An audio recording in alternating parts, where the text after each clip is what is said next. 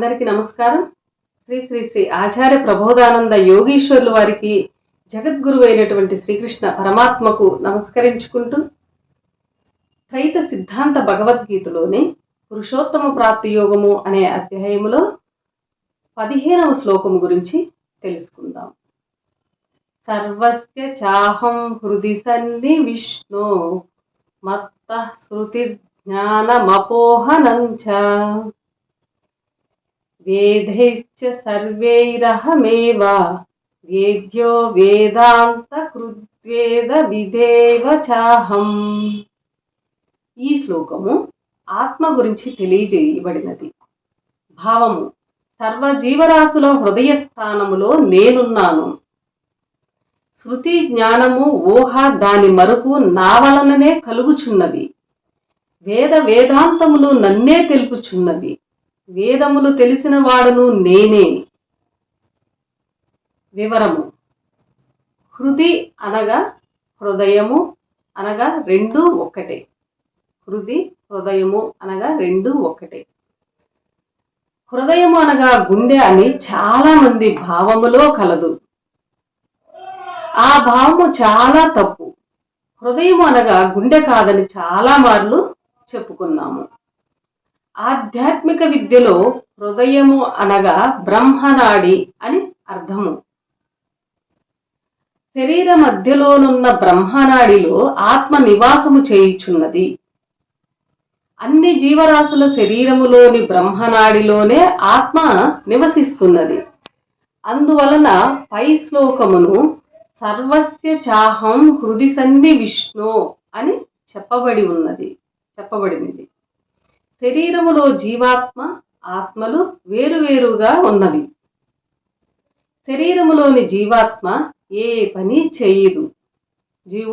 జీవాత్మ అనగా జీవుడు అనగా ఒకటే. జీవుడు అంటే మనము. శరీరములో జీవాత్మ ఏ పని చేయదు. అయినప్పటికీ అన్ని తానే చేయుచున్నట్లు భ్రాంతి చెందుచున్నాము. జీవాత్మ అన్ని మనమే చేస్తున్నామని భ్రాంతి చెందుచున్నది. వాస్తవానికి అన్ని పనులు ఆత్మే చేయుచున్నది. ఈ శరీరముని కదిలించు శక్తి కూడా ఆత్మదే. శరీరములో శృతి, జ్ఞానము, ఊహ మరియు మరుపు ఆత్మ వలనే కలుగుచున్నది. శరీరములో ఆత్మ ఎన్నో కార్యములను చేయుచున్నను ఇక్కడ ప్రత్యేకించి 3 కార్యములు చేయుచున్నట్లు చెప్పబడినది. ఒకటి శృతి, రెండవది జ్ఞానము, మూడవది ఊహ. ఈ మూడింటిని ఆత్మ బుద్ధికి అందిస్తున్నది. ఊహ అనగా ఆలోచననియు, జ్ఞానం అనగా ప్రపంచ జ్ఞానమనియు, శృతి అనగా జ్ఞాపకమనియు, ఈ 3 మనస్సు వలన కలుగుచున్నవనియు అందరూ అనుకోవడము జరుగుచున్నది. ఈ 3 వాస్తవముగా మనసుకు కలిగినవి కావు. శృతి, జ్ఞానము, ఊహను మొదట ఆత్మ బుద్ధికి అందించుచున్నది. ఆత్మ ద్వారా బుద్ధికి కలుగు శృతి ప్రత్యేకమైనది. మనిషి నిద్రావస్థలో ఉండి శరీరములో మనస్సు, బుద్ధి స్తబ్దతగా ఉన్నప్పుడు ఆత్మ నుండి బుద్ధి ద్వారా వచ్చు మెలకువను శృతి అంటున్నాము. ప్రతిదినము నిద్ర నుండి వచ్చు మెలకువను శృతి అంటున్నాము. అలాగే శరీరములో పరమాత్మ జ్ఞానమును అందించుచున్నది ఆత్మ. ప్రపంచ జ్ఞానమును 5 ఇంద్రియముల నుండి అందించున్నది మనస్సు. పరమాత్మ వివరము ఆత్మకే తెలియను కావున పరమాత్మ జ్ఞానమును తెలుపునది ఆత్మ అని తెలియవలెను. ఊహ ఆత్మ వలన కలుగునది. ఊహ ఆత్మ వలనే కలుగునది. ఆలోచన మనస్సుకు కలుగుచున్నది.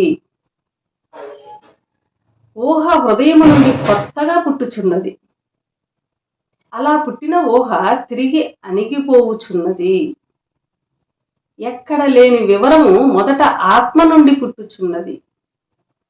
ఉదాహరణకు మొదట ఎవరికీ తెలియని టెలివిజన్ అను యంత్ర వివరము ఆత్మ మొదట ఒక మనిషి యొక్క బుద్ధికి అందించగా దానిని ఆ మనిషి కనిపెట్టాడని ప్రచారము జరిగినది.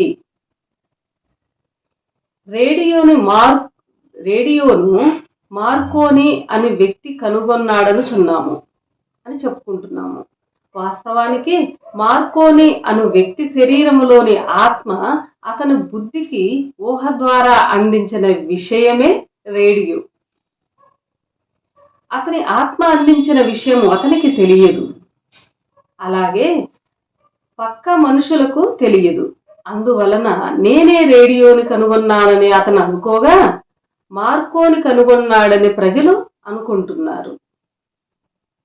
అలాగే నేడు భూమి మీద ప్రచారంలోనికి వచ్చిన విమానములు, రైళ్లు, కంప్యూటర్లు మొదలగు అనేక పరికరములను అన్నిటినీ ఆత్మ అందించినవే. అయినా ఆ వివరం మనకు తెలియకుండా పోయినది.